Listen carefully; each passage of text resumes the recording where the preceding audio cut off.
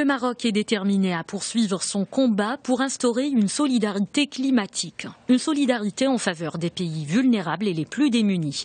Selon le ministre des Affaires étrangères et de la coopération, Salahdine Mzouar, il est urgent d'améliorer la sécurité alimentaire et les moyens d'existence des populations de l'espace sahélo-saharien, un riche espace de vie.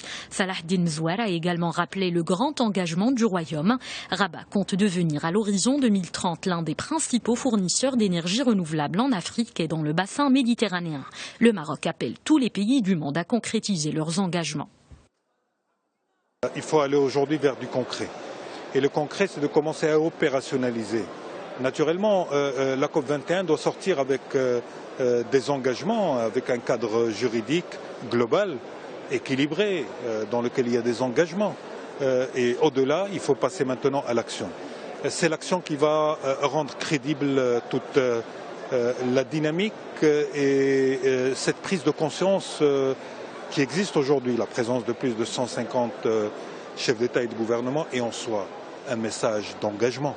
Durant les 10 premiers mois de 2015, quelques 2058 entreprises ont été créées dans la région Meknès-Tafilalt. Selon le Centre régional d'investissement, ces projets ont mobilisé près de 477,4 millions de dirhams et ils ont généré 4075 postes d'emploi dans tous les secteurs d'activité économique, en particulier les services, le commerce, le bâtiment et travaux publics et l'agriculture et pêche.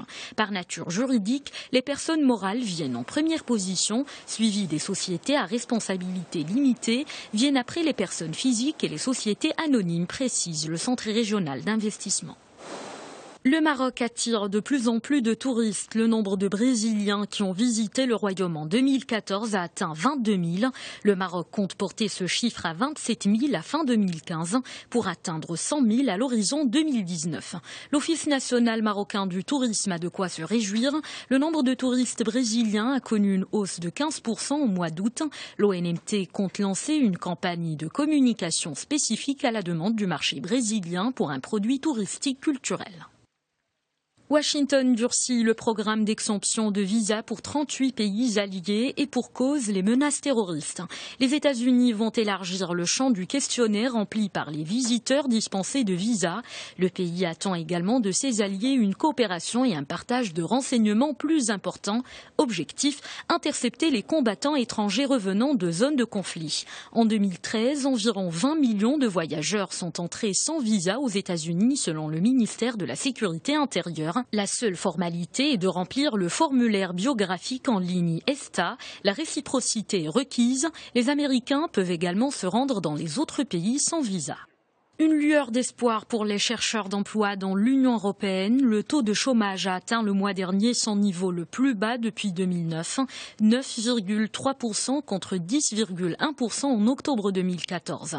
Parmi les États membres, les taux de chômage les plus faibles ont été enregistrés en Allemagne avec 4,5% et en République tchèque avec 4,7%.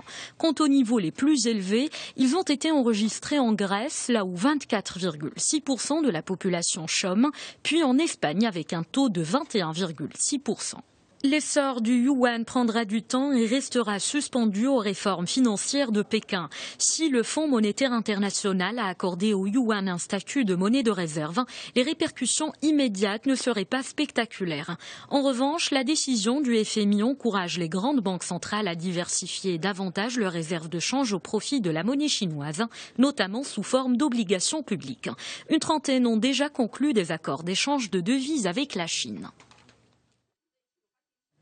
Selon des spécialistes, la part du yuan dans les réserves des banques centrales pourrait grimper de 1,4% actuellement à entre 4,7 et 10% en 6 ans, ce qui devrait impliquer des achats de la monnaie chinoise de l'ordre de 110 milliards de dollars par an.